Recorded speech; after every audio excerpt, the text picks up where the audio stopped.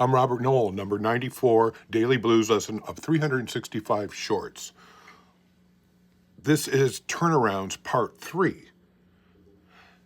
Now, I've also included other turnarounds in my playlist. If you go to the Guitar Time For You playlist, you'll see a turnaround playlist in there where this riff may be in there, this turnaround riff, or there may be others. There might be a lot of them.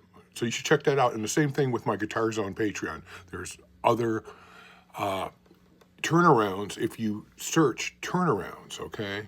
So here we go with the riff turnaround. Riff turnaround, I mean, we're taking intervals. You might be riffing out on whatever scale and arpeggios and chords, and you want to just apply single notes. So I'm talking about, I'm in the key of C here, okay? And I'm starting with my root, my middle root, and I'm hammering the minor third and major third. And then I'm going to the perfect fourth because my chord turnaround is going C to D, which is the fourth. Bum, ba, ba, da, bum. And then, of course, I'm going back to the one chord, and I'm going to play a perfect fifth, major six, root. And then that last note, I'm going to grab that major second, or 9, and I'm going to bend it or do something with it. So I get...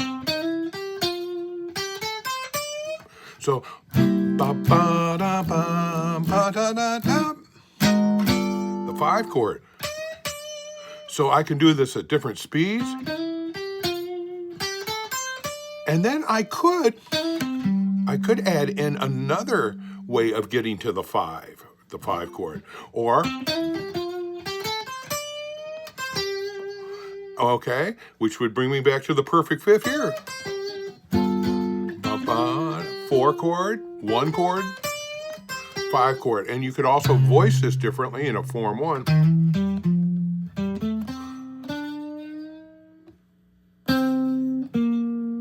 And on a 7, okay, that would be the 7 of G.